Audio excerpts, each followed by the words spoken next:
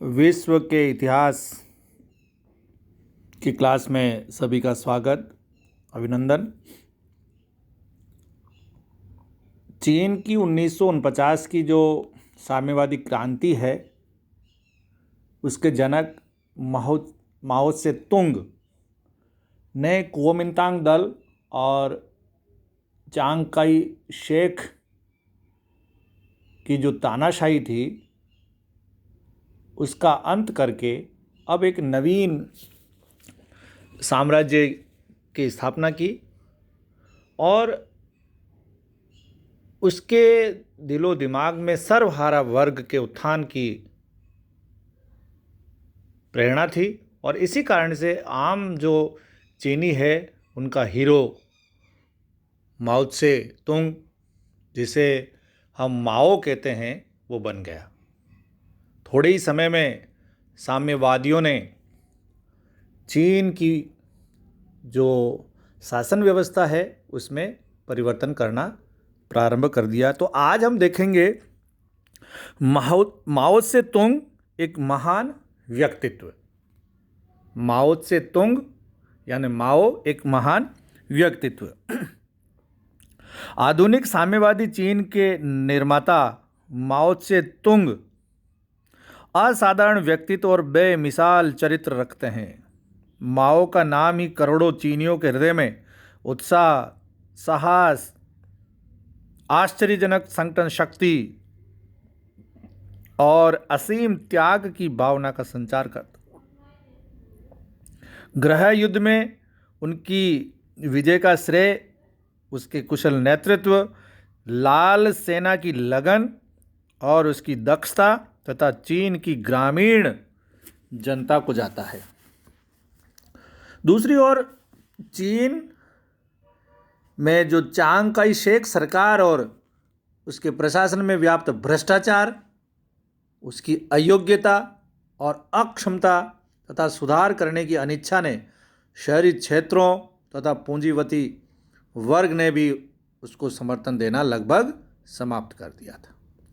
चीन के साम्यवादियों का संगठन तथा अनुशासन सराहनीय था।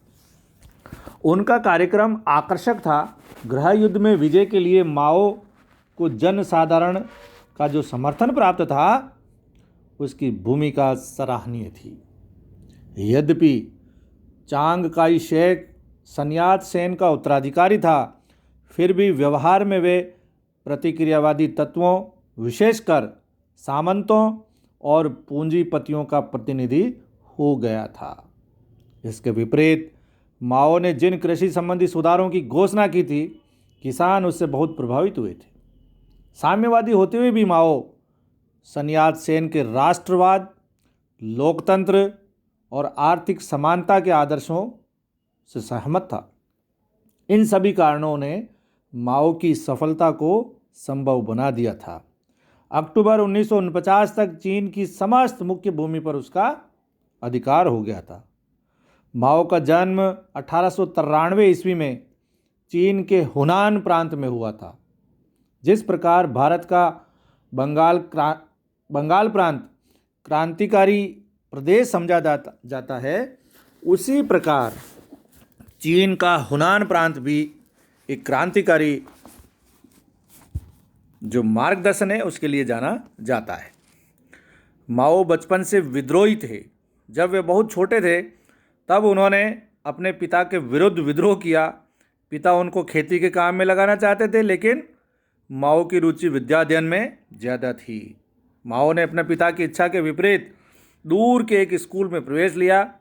अपनी प्रारंभिक शिक्षा के मध्य माओ अनुवादित पश्चिमी साहित्य के संपर्क में आ गए। अमेरिका के महान नेता जॉर्ज वाशिंगटन के जीवन से माओ बहुत प्रभावित हुए थे। पश्चिम में महापुरुषों के जीवन से प्रेरणा लेते हुए माओ ने अपने देश के विचारकों के विचार भी पढ़े। कांग यू वी, वांग तथा लियांग के विचारों ने माओ को अधिक प्रभावित किया। माओ को ये कल्पना सुखद लगी कि व्यक्ति से समाज तथा समाज से राष्ट्र ऊंचा होता है। व्यक्ति से समाज ऊंचा होता है, समाज से भी राष्ट्र ऊंचा होता है। व्यक्तिगत जीवन में इन विचारों के साथ साथ माओ को अपने आसपास के वातावरण व लोगों से प्यार था। मिट्टी की सुगंध, पसीने से लथपथ किसान माओ को अपनी ओर खींचते थे। जब कभी माओ को अवकाश मिलता वे खेती की ओर निकल जाते और श्रमशील किसानों के साथ अपना समय व्यतीत करते थे।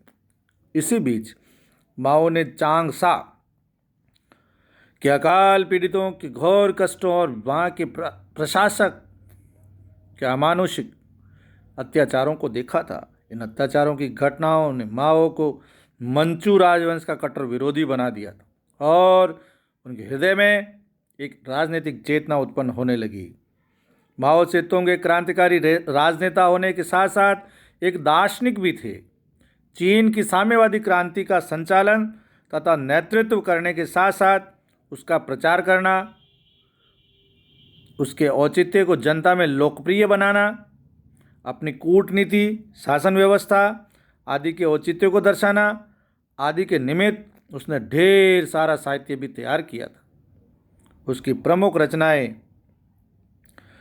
On new democracy 1940, on coalition government 1945 तथा on the people's democratic dictatorship 1949 है। इनके अतिरिक्त उसके विचारों का संकलन विशाल साहित्य का निर्माण करता है। ये selected works of Mao Tsetung तथा selected readings of Mao Tsetung works के नाम से संकलित किए गए हैं। जीवन के अंतिम वर्षों तक चीन में माओ की लोकप्रियता इस कदर बढ़ चुकी थी कि वे साम्यवादी चीन का एकमात्र तानाशाह ही नहीं अपितु देवता बन चुका था। उसके वचन वेद वाक्य माने जाते थे। उसका विरोध किसी भी रूप में सहन नहीं किया जाता था। चीनी जनता में माओ की वाणी तथा उसके प्रति निष्ठा अंधविश्वसनीयता की पराकाष्ठा पर पहुंच चुकी थी। 1911 में माओ ने चीनी क्रांति के अग्रदूत डॉक्टर सन यात सेन का नाम सुना था। इस क्रांति में छात्रों का विशेष योगदान था, अतः माओ ने क्रांतिकारी सेना में भर्ती होने का निश्चय कर लिया। इसके पश्चात माओ ने मंचू राजवंश के पतन और चीन में गणतंत्र की स्थापना की घटनाओं को देखा। कुछ समय बाद उन्होंने सेना की नौकरी छोड़कर हुनान के पुस्तकालय में नौकरी कर ली, जहां उन्होंने स्मिथ, डार्विन, हर्बर्ट स्पेंसर तथा रॉबर्ट मिल के विचारों को पढ़ा। विश्व के महान शूरवीर नामक पुस्तक ने माओ के मस्तिष्क पर बहुत गहरा प्रभाव डाला था। रूस की बोल्शेविक क्रांति का माओ पर बहुत गहरा प्रभाव पड़ा और वे उग्र क्रांतिकारी बन गए। सन 1919 में पेकिंग तथा चांगसा में विद्यार्थियों को संगठित कर 1920 में माओ ने अपने को मार्क्सवादी घोषित कर दिया। मार्क्स के सिद्धांतों में विश्वास करने वाले व्यक्तियों का एक सम्मेलन 1921 में शंघाई में हुआ, जिसमें माओ ने भाग लिया। जिन 13 सदस्यों ने 30 जून 1921 को साम्यवादी पार्टी कुंगचांगतांग की स्थापना की, उनमें माओ भी एक थे। कुछ समय बाद साम्यवादी दल, राष्ट्रीय दल और कुओमिंतांग दल में समझौता हो गया। माओ को साम्यवादी दल और राष्ट्रीय दल दोनों की ही कार्यकारिणी की सदस्यता प्राप्त हुई, जिसके कारण उन्हें कठोर परिश्रम करना पड़ा। 1925 में साम्यवादी आंदोलन और माओ के विचारों में एक नया मोड़ आया। माओ इस नतीजे पर पहुंचे कि मार्क्सवादी दर्शन को चीन की परिस्थितियों के अनुरूप ढालना होगा। उनका मानना था कि चीन की समझ शक्ति शहरी श्रमजीवियों में नहीं अपितु कृषकों में निहित है। इसीलिए चीन में साम्यवादी आंदोलन को शहरी श्रमजीवियों के माध्यम से नहीं वरन चीन के बहुसंख्यक कृषकों को संगठित करके सफलता के शिखर पर पहुंचाना होगा। माओ ने अब अपनी संपूर्ण शक्ति किसानों को संगठित करने में लगा दी। हुनान में माओ ने 1927 में किसान आंदोलन शुरू कर दिया एवं दक्षिणी पूर्वी प्रांत में पहली चीनी सोवियत संघ की स्थापना की। माओ के इस क्रांतिकारी कृषि सुधार कार्यक्रम व आंदोलन ने उग्रपंथियों व राष्ट्रवादियों को भयभीत कर दिया और जब चांग काई शेक व माओ से तुंग में पूर्णतः संघर्ष की स्थिति उत्पन्न हो गई। 1928 से लगा करके लगातार माओ से तुंग चांग काई शेक के विरुद्ध संघर्ष करते रहे और आखिरकार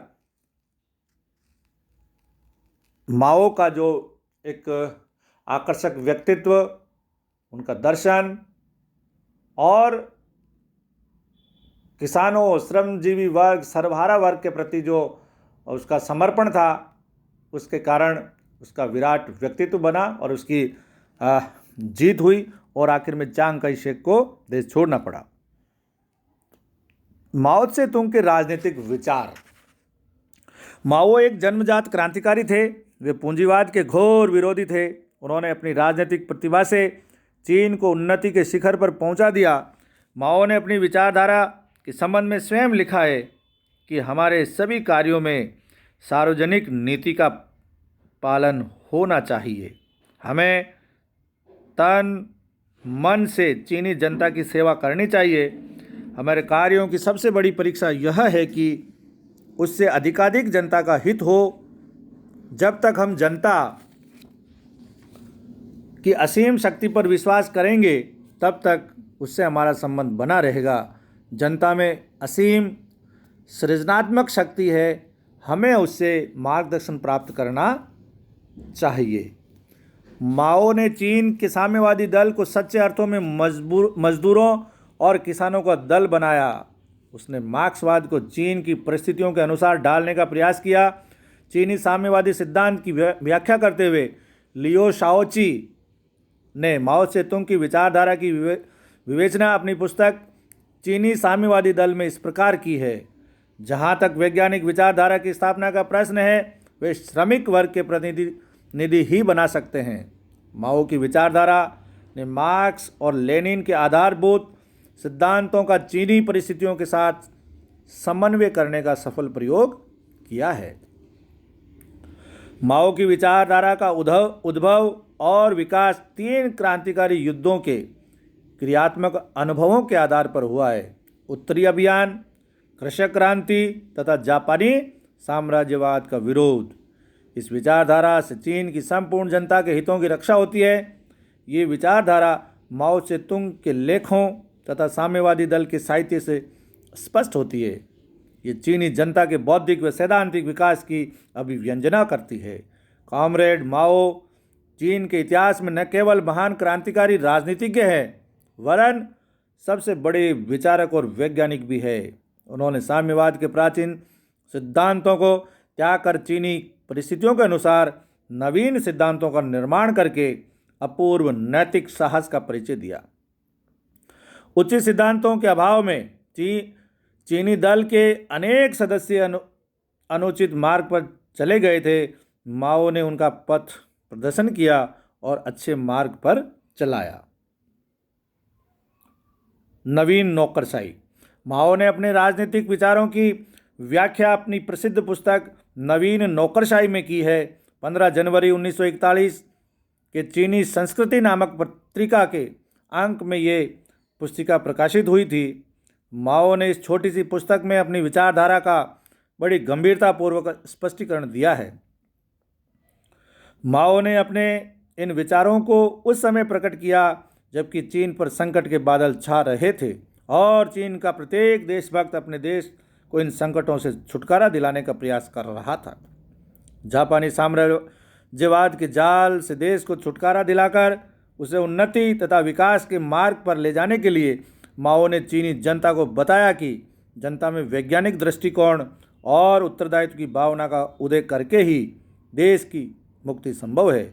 इस प्रकार उनकी पुस्तक साम्राज्यवादी शोषण के विरुद्ध, राष्ट्रीय सम्मान और गौरव तथा देश की स्वाधीनता, सार्वभौम सत्ता की समर्थक है। माओ और उनके दर्शन ने प्राचीन कन्फ्यूशियसवाद तथा ताओवाद का स्थान ले लिया।